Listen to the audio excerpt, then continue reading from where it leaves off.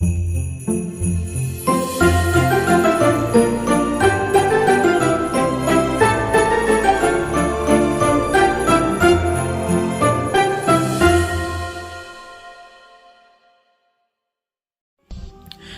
The lord, హల్లెలూయా. దేవుని యొక్క నామానికి మహిమ, ఘనత, ప్రభావం కలుగునుగాక.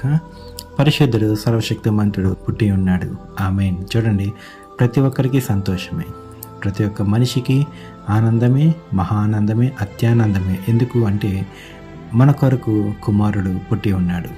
దేవుని యొక్క వాక్యంలోకి వెళ్తే మత్తయి సువార్త 1వ అధ్యాయము 21వ వచనములో, ఆమె యొక్క కుమారుని కనును, తన ప్రజలను వారి పాపముల నుండి ఆయనే రక్షించును, గనుక ఆయనకు యేసు అను పేరు పెట్టుదు అనెను. ఆమేన్. హల్లెలూయా. చూడండి, ఎవరి కోసం వచ్చి ఉన్నాడు కుమారుడు?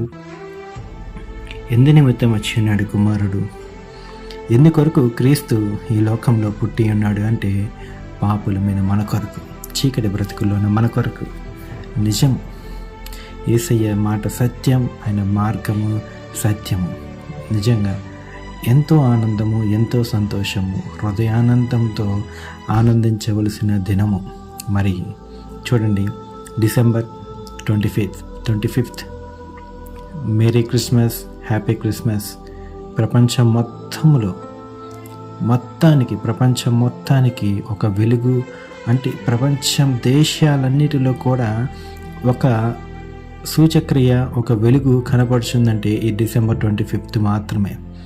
ఎందుకంటే కొన్ని పండుగలు కొంతమంది ఆచరిస్తారు, కొంతమంది ఆచరించరు. కొన్ని ఫెస్టివల్స్ అయితే ఆ దేశాలకే పరిమితం అవుతాయి. కానీ ఈ డిసెంబర్ 25th మాత్రము ప్రపంచంలో అన్ని దేశాలకి ఒక వెలుగు సందేశంలాగా దేవుడిచ్చిన్నాడు. సంతోషమైన. చూడండి, లేక తండ్రికి ఒక రాజు ఉన్నాడు అనుకుందాం, ఒక ప్రాంతంలో, ఒక ఊరిలో. ఆ రాజుకి కుమారుడు లేడనుకుందాం, పిల్లలు లేరనుకుందాం.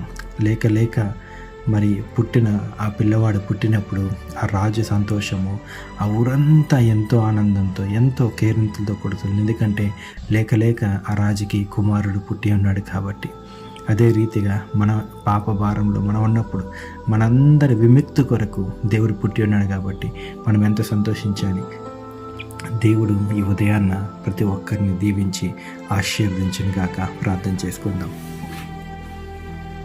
సర్వోన్నతుడవు, సర్వశక్తిమంతుడవు, నీకే వందనాలు, మీకే కృతజ్ఞతాస్తుతులు చెల్లిస్తున్నాను నా పరమ తండ్రి. అవునయ్యా, ప్రజల కొరకు, అయ్యా మా కొరకు, పాపంలో ఉన్న మా బ్రతుకుల కొరకు నేడు రక్షకుడు జనించి ఉన్న రీతిగా వాగ్దానం నా పరమ తండ్రి, వాగ్దాన పుత్రుడిగా నువ్వు ఉదయించి నా పరమ తండ్రి, నువ్వు ఉదయించిన విధానాన్ని బట్టి నీకే స్తోత్రములు నా పరమ తండ్రి. పరలోక రాజ్యం నుంచి ఈ భూమిపైకి నీవు వచ్చిన విధానాన్ని బట్టి నీకే వందనాలు, కృతజ్ఞతలే. నీవు రాకుంటే మా బ్రతుకులు ఏమైపోయాయి నా పరమ తండ్రి. నీవు వచ్చి ఒక మార్గాన్ని నువ్వు సిద్ధపరిచిన విధానాన్ని బట్టి నీకే స్తోత్రము. క్రీస్తుని నా పరమ తండ్రి యేసయ్య నామంలో నా పరమ తండ్రి యేసయ్య ప్రతి ఒక్కరిని దీవించండి, ఆశీర్వదించండి. ప్రతి ఒక్కరికి నా పరమ తండ్రి యేసయ్య కృప చూపించి, దయ చూపించి, పాపాలు కడిగి నీ మార్గం తెలుసుకుడుకు హృదయాన్ని దయచేయమని అడుగుచున్నాను నా పరమ తండ్రి.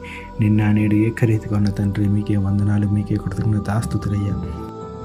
మీ నామానికే గొప్ప మహిమ తండ్రి. అయ్యా, ఈ ఉదయకాల సమయంలో ఈ వాక్యం ఇచ్చిన ప్రతి ఒక్కరికి నా పరమ తండ్రి హృదయంలో సంతోషం, ఆనందం నా పరమ తండ్రి యేసయ్య. మా పాపాలు నా పరమ తండ్రి యేసు క్రీస్తు రక్తంలో కడుక్కుంటకు ఎంతమంది నా పరమ తండ్రి ఏ రీతిగా పాపాలు కడుక్కోవాలని, ఈ పాపాలు తొలగించుకోవాలని ఆలోచిస్తున్నారు, వారందరికీ నీ పుట్టకే ఒక మార్గదర్శముగా మీరు చూపించమని నా పరమ తండ్రి. రాజావందనములు దేవానికే స్తోత్రం చెల్లించుకుంటూ ప్రతి ఒక్కరిని దీవించమని, ఆశీర్వదించమని, నీ దాసురాలను కూడా జ్ఞాపకం చేసుకోమని, ఈ హోలీ స్పిరిట్ మినిస్ట్రీస్ని కూడా జ్ఞాపకం చేసుకోమని, ప్రతి ఒక్కరిని దీవించి ఆశీర్వదించమని యేసయ్య నామంలో ఈ ప్రార్థన అంతా కూడా వేడుకొంచున్నాం నా పరమ తండ్రి. ఆమేన్. ప్రైజ్ లార్డ్ అండి. హోలీ స్పిరిట్ మినిస్ట్రీస్లో ఉన్న సభ్యులందరికీ, ఈ పరిచర్లో ఉన్న బిడ్డలందరికీ కూడా నజరేతు యేసుక్రీస్తు నామములో మీ అందరికీ హ్యాపీ క్రిస్మస్, మేరీ క్రిస్మస్. ఎందుకు అంటే చూడండి, యేసయ్య ఉదయించి ఉన్నాడు, మహారాజు ఉదయించి ఉన్నాడు. ఆమేన్. హల్లెలూయా పుట్టి ఉన్నాడు. ఆమేన్. చూడండి, ప్రతి ఒక్కరికి సంతోషమే, ప్రతి ఒక్క మనిషికి ఆనందమే, మహానందమే, అత్యానందమే. ఎందుకు అంటే మన కొరకు కుమారుడు పుట్టి ఉన్నాడు.